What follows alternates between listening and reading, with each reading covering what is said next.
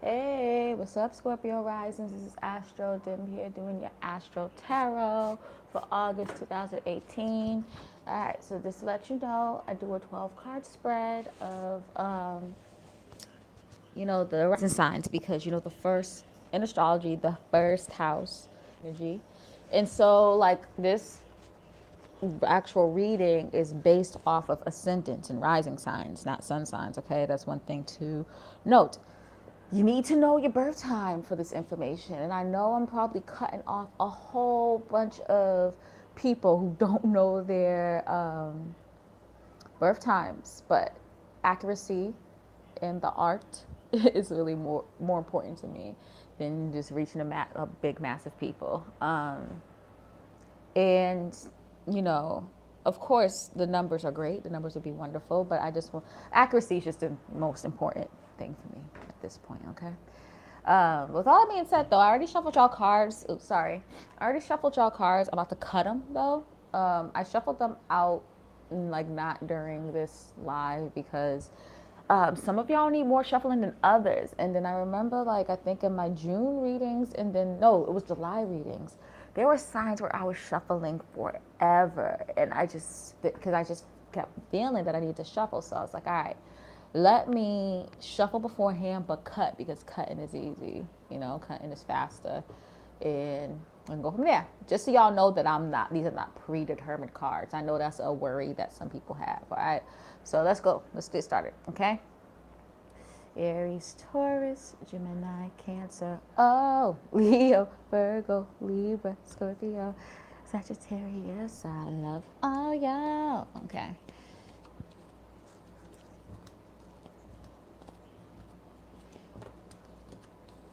Okay. Okay, now I'm trying to figure out, should I get from the bottom or the top of the card? I'm feeling bottom. The bottom will be the overall card, and then I'm going to be picking from the top from here, okay? So the overall energy for Scorpio Risings is the Justice card. I feel like y'all had that before, ever since I've been doing this, but who knows? You can see in the history which you had before, okay? Um, oh, interesting. You got the Death card for your first house. So you're in your element, which is interesting. Page of Cups for the second. Well, 4 thirds for the third. Another four. Four of Pentacles for the fourth. King of Cups for the fifth. It's Mercury retrograde. I cannot talk for some reason. Queen of Wands for the sixth. Ooh, the Lovers for the seventh. I believe, who had the Lovers for the seventh? Not Libra, but I think it may have been Virgo. Virgo or Leo had Lovers for the seventh. So maybe Scorpio risings and, oh shoot. Scorpio risings and maybe Virgo risings are coming together, or Scorpio risings and Leo risings are coming together. That's interesting. So check out, your partner's, rising signs. See if this fits, okay? Ace of Swords for the eighth. Sorry for the background noise, y'all. My sink does that. And my mom got to work. She got things to do. So I'm sorry if y'all are greatly offended by that sound. People got to live, okay? Ace of Pentacles for the 10th. Emperor for the 11th.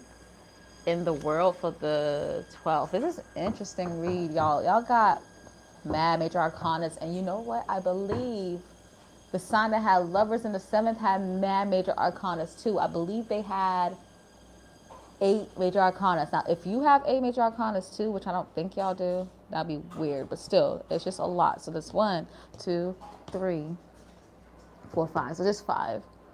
Um, Still a lot. It's still a lot. So it's very interesting. And then love is definitely in the air. Well, let's just talk real quick. The Justice card. Now, this card is actually very Libra-esque, right? So there may be some strong Libra energy, some strong Venusian energy. And it's funny because Libra is in Venus. So, yeah, that's very interesting to see that come through. But basically, what's going to be happening? Hold on one second, y'all.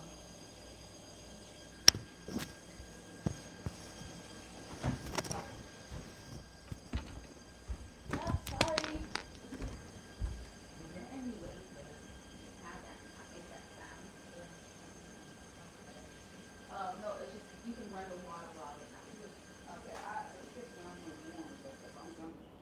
oh, no, I'm gonna be, I'm not gonna be much, and I don't want you to like not have to work because of me. You know what I mean?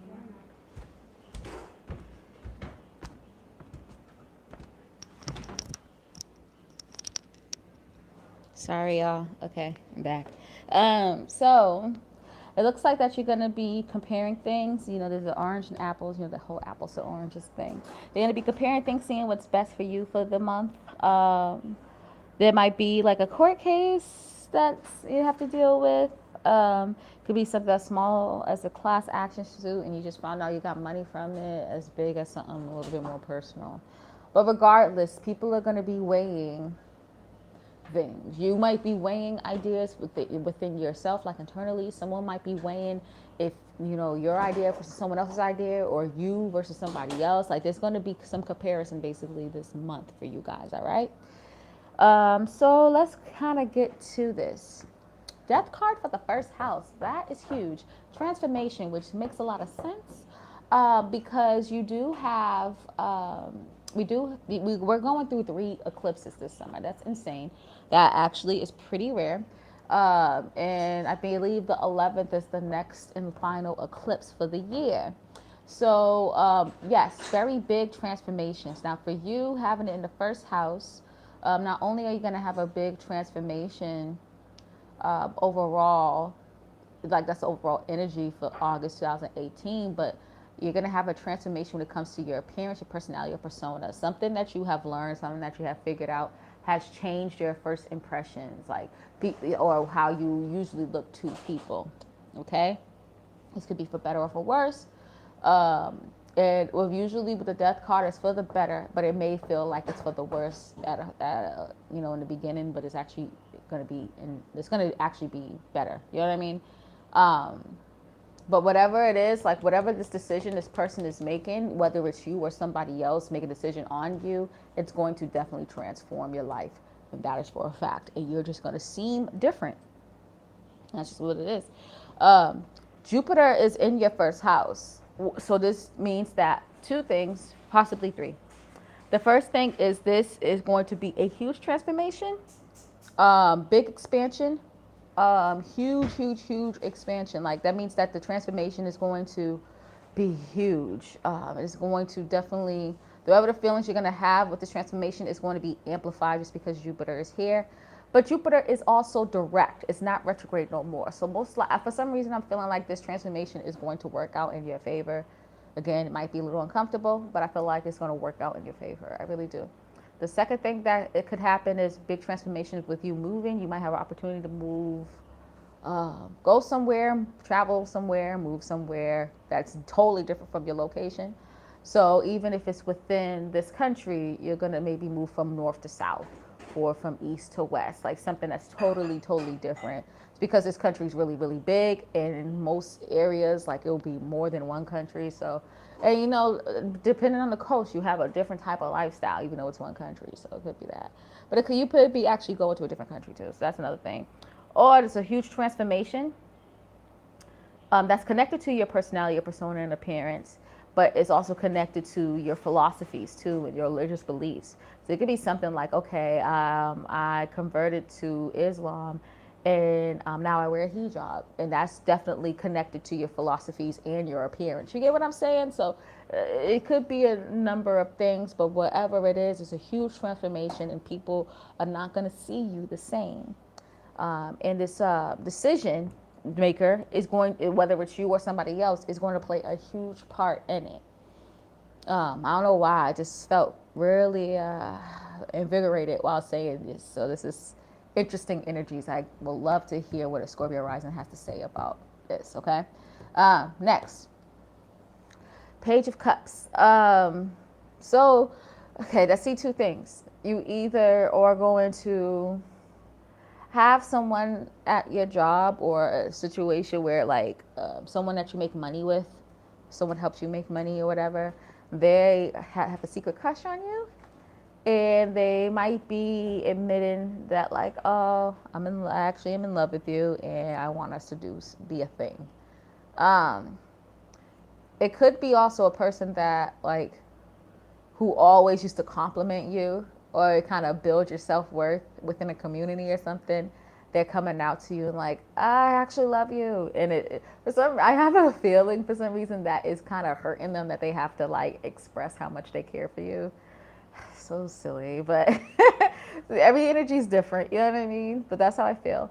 Well, the second thing is you're going to get another job offer, and you haven't a, it could be multiple, but definitely a one, at least one job or one money making opportunity is like begging you, like, please take this job, please. You know what I mean? And I feel like usually court cards meet other people. I sometimes I see it as the person, but I strongly feel like it's other people doing this to you. Now, this could be you. You could be like asking someone to be with you. You could be begging jobs to like hire you, but I feel like it's the other way around. But okay, like energies manifest in different ways, so who knows? You know what I mean? Except for God. But yeah, interesting energies over here. Nothing's in Sagittarius. It's your second house is Sag, so nothing's in Sag right now. But that's what's popping. Um, Four of Swords for your third house. Um, Four of Swords. I'm trying to remember what the original Four of Swords looked like. I should have brought my laptop with me so I could see. Because sometimes I forget how Rider-Waite's look because I'm so used to these cards. But in general, how I feel about the Four of Swords is like, you see, he's on a parachute, just chilling, letting the wind take him wherever, let his imaginations take him wherever. You know what I mean? Oh, sorry, it's not Four of Swords, it's Six of Swords. I'm so silly. Six of Swords. Sorry. But like, yes, here he's kind of like the swords kind of represent his thoughts. So he's like, his imagination is running wild, and he's letting it take him wherever. And so that's how your actual thoughts are, because your third house represents thoughts, communication, and community. So that's how your thoughts are. You are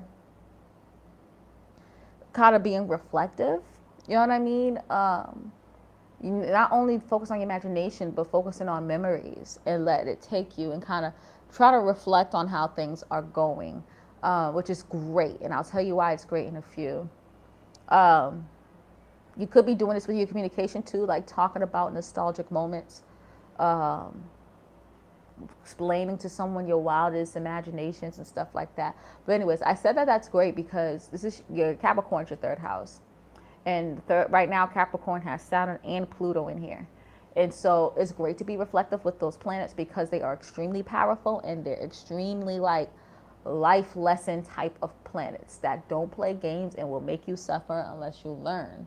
Okay? So again, Saturn represents authority, responsibility, major life lessons, stuff like that. And this is your own authority. It could be authority figures, but the main lesson of Saturn is kind of figure out your own authority.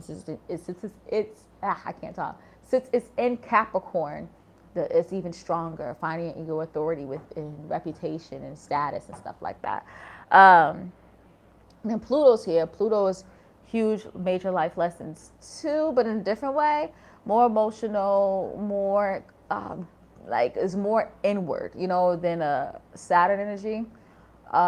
But this huge transformations, and definitely connected to intimately connecting with others. So you might be kind of having a major life lesson when it comes to people that you have an emotional bond with, and the life lesson is connected to how you communicate and how you think about this person or how you think about your community. Okay, so you're being reflective of that, which is amazing. That's really good. That's what you're supposed to be doing because that's how you learn the life lesson, right?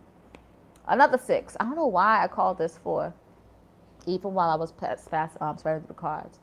But another six, right?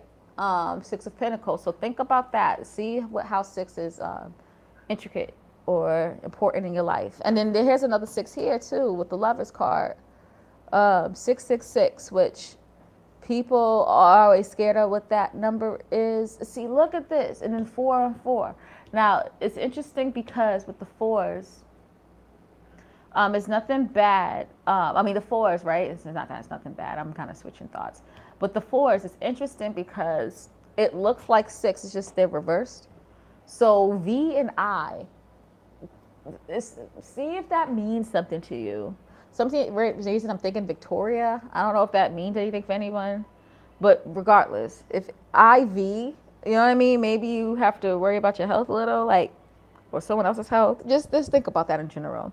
But or VI, I don't know, whatever. But anyways, with 666, you having three sixes and then the death card. Um, I see two things. Either you're having a big transformation on the material realm, or you're too focused. I feel like it's more like you're too focused on the 3D and the material realm, and you need to focus on spirituality. You having the world card in your 12th house too is making me really feel that. Because stop focusing on the material realm as much. Of course, you need to focus on it in general, but that's just my random thing that I have to throw out there before I continue with this. Okay. All right. So, um, Six of Pentacles, right? So Six of Pentacles is kind of showing like progress after a change. You know what I mean? Or just six in general is kind of like progress after the change. So like for instance, like Six of Swords, the progress after you have the change is you being reflective. Or actually, it's not even the progress after the change; it's reflection after the change. You know what I mean? So with and so you're being reflective with your thoughts. With and then Six of Cups is being reflective with your emotions and being nostalgic with your emotions. With Pentacles, Six of Pentacles is reflecting on like practical things such as money, hello, procedures, right? Your processes, um, and just the practical things at home, because this is in your fourth house, right? You're being quite reflective, like, am I handling my family right? Am I handling my home right? Am I following the right procedures to do certain things? This card reminds me very much of Virgo because it's like process and procedures. You know what I mean? The reason why I think that is because like it's a loaf of bread. This is the end product, but it's not letting you forget that it's coming from vines. So, like, yes, it's the end product, but you have to focus also on the process, how it came from a plant to a loaf of bread. You get what I'm saying? Like, it's kind of describing the whole entire process of creating a loaf of bread. You get what I'm saying? So, with that being said, though, since it's in the fourth house, you're being very reflective on like the duties and everyday tasks you have at home or in your house or within your family, and reflecting on like your duties and the procedures that you have at home and seeing if you are doing it right. You get what I'm saying? This also could be your emotions too. So you're kind of taking a more practical approach with your emotions, more practical a little bit. So the fifth house represents creativity, children. This is your fun house. How you are self-expressive, and you have the King of Cups. Now, the King of Cups is such one of the best kings to have, because it shows emotional maturity, emotional intelligence, like being very sound and a higher exaltation of maybe like a water sign or a Pisces, right? Um, I get more Pisces vibes with the King and Queen of Cups. But like anyways, to have this here, like I feel like you have both the essence of and the water sign creativity, which is really cool. So you're really, when it comes to things that you create, whether it's little kids like children or it's like actual products you have or your talents or your hobbies, any way that you express yourself, this is something that you are not only emotionally connected to, but it's also you're having like a brand new approach by it and kind of going by it in a more emotionally intelligent way. So that's really, really cool. I feel like here you've learned some lessons when it comes to your creativity and your creations in general and your talents and how to have fun. And you're taking a more emotional, mature approach of how to do certain things, okay? Queen of Wands for the sixth house. Um, it's pretty simple. I feel like, okay, the sixth house is your everyday task. So it could be you going to work every day, you going to the post office every day or every other week. You go on a vacation every month. Anything that you do with a frequency, an everyday task, a routine, something like that, right? And so I'm the Queen of Wands here. You're trying to spice it up. You're trying to spice your everyday task up. You're getting bored. You want to just do something a little different, especially since summer is over. I just saw a freaking tweet that says, I'm in like Massachusetts, and I saw a tweet that, this is the last day in New England where we're gonna have a sunset after 8 p.m. You know what I mean? And everyone's freaking out, and everyone feel like summer just is leaving us, and so like people are trying to rush to like go on vacation and enjoy the summer and really enjoy like the New England weather, how it is, because as soon as we're gonna know it, it's gonna be freaking winter, and then you're like, hell again. So, this is the energy. I feel like you're trying to spice up your everyday task and bring some like feminine creativity in there, which is dope. Now, this right here is quite interesting. The Lovers card for the 7th house. Who y'all loving on, Scorpio risings? Who are y'all loving on? I feel like this person is connected to your Death card. Well, actually, let me stop there. Let me do one more thing. I'm sorry, y'all. For the 4th house, right? Mars is in here because your 4th house is Aquarius. For your 4th house, it's good that you're being reflective too, because Mars is retrograde in Aquarius. You should not take action. You need to reflect and plan. So that's perfect, okay? Pisces is here. Not Pisces, I'm sorry. Yeah, Pisces is here.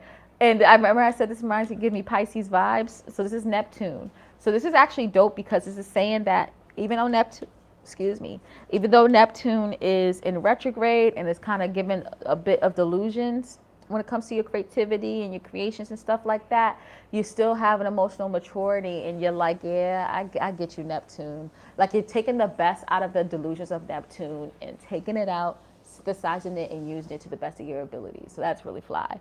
And then Aries here, Chiron is here. So it is interesting that it's the Queen of Wands. Chiron is in Aries. I feel like you may have experienced something that's connected to childhood trauma that had to deal with your appearance or your personality, your persona, or your first impressions. It may have not like hurt you or nothing, but it kind of just woke something up in you. You're like, I need to change my life. I need to add a little pizzazz in my life and do something different and not be so boring. I think that's what it's connected to, okay? Anyways, this is Taurus energy here. So, wow, okay, I'm starting to see something here. Uranus is in Taurus too. And you have the Lovers card here, the Death card here. There's a connection. I feel like this person is going to transform your life. I feel like it could be a death to a relationship, but I don't think that is. I think it is a death to you being single. It could be a death to a relationship to get to this person. But I feel like it's more like a death to, this is connected to the singles. It's a death of being single. Now you're connected to this person that's more of like a soulmate.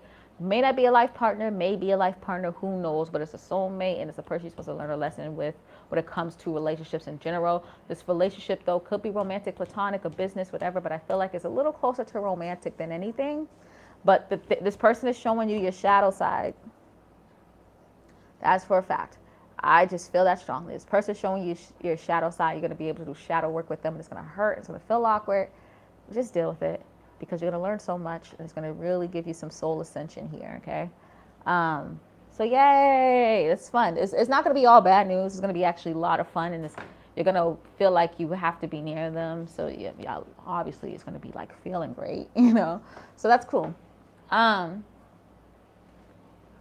then with Taurus, Uranus here, they're going to just come in your life like that. And they're going to like bring out your uniqueness. You're going to maybe bring out their uniqueness too. You being with them might even give you just a great sense of self-worth and some money somehow. So that's dope. So yeah, that's cool. Next is, after Taurus, is Gemini, and it's the Ace of Swords. It's funny how the energies, some of the cards is going along with the energies of your chart, okay? But, Ace of Swords in the 8th house, again, this is like new thoughts, new logic, new ideas coming into your, a new beginning when it comes to a way of thinking.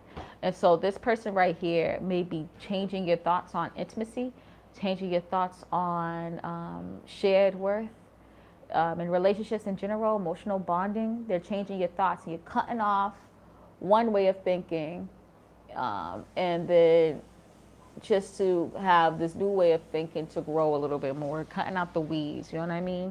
Because this new old way of thinking that you had doesn't resonate with you anymore. So I feel like it's definitely connected with this person that you're meeting this month, which is pretty sweet. Again, this can be romantic or platonic. I feel a little bit more romantic, but who knows, right?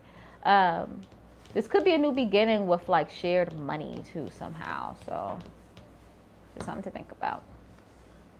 Fourth Pentacles for the ninth. I feel like this is connected to this too. Instant thought. It's an instant thought. I feel like you want to hold on to certain philosophies and beliefs that you kind of grew up with, and this person is really making you think new, different ways. That's making you think about certain things and how maybe your philosophy may not be 100% right or may not apply to everyone exactly, and you're holding on tight to it, and you're like, no. So that's what I feel mostly. Second thought, though, I feel like too that you're when it comes to like exploring and traveling and chasing your desires, you really can't focus on that, and you want to hold on to your coins. And as people want to like go ahead and enjoy themselves, enjoy their summers and finish it off with a bang, and get like, yeah, I'm just gonna hold on to my coin. I feel that for sure. Ace of Pentacles in the 10th house is dope. Again, new job opportunities, new ways to be, have a higher reputation, higher status, higher recognition. So that's great, Scorpio risings. Yay. That's really, really cool. New beginnings for being more with your status and your career. That's dope. And again, it matches with the 10th house energy, which is cool. But this is Gemini, Cancer, Leo. And it's because this eclipse. So after this eclipse, that's just when you're going to see it for a fact. After this eclipse that's about to happen August 11th is when it's going to be the beginning. The new beginning is going to really spark off, because that's where the eclipse is at. One thing I just have to say is just to be careful, because Mercury is also in your 10th house, the Mercury retrograde. So make sure you communicate the right way so you can get the right opportunities. And read the fine lines, please. Not that the opportunity that you're going to get is like crappy. It's just that you can probably get more. So read the fine lines. Don't be afraid to negotiate, but speak clearly. All that, all that shit. Emperor for the 11th house. You're finding again, could be connected to this. You're finding a new leadership role in which you're kind of like being a leader amongst a big group of people, which is cool. Another thing that I see too is that like maybe you're finding yourself and understanding your self in general as a person, in a big group of people, finding your place within your network of people, network of friends, acquaintances, non-immediate family members, shit like that. Seeing how you could be a leader, seeing how you can lead. Yeah. Kind of can show too that you're more focused on self than groups of people at this month, okay? Lastly, with the World card being in the 12th, this is really interesting. So if you see the World card, let me show y'all this real quick. You look at the World card, right? She looks like Atlas. So woman Atlas seems like. And she's holding on to the world, balancing and all that stuff, right? And the world is interesting because like it's a good card in general, because you see like the fruits growing from the vines, but it's also she's doing work. So and this card represents Aquarius and Capricorn. And what's Aquarius and Capricorn got in common?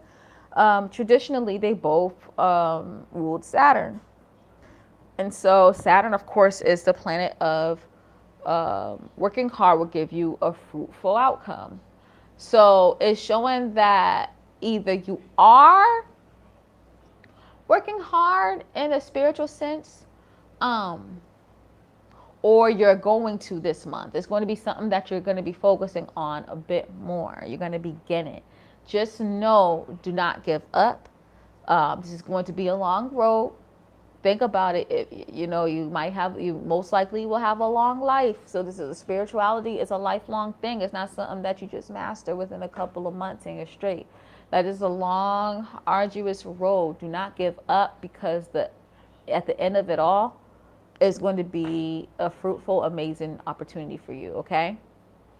And this is including 12th house also represents self-undoing and self-sabotage.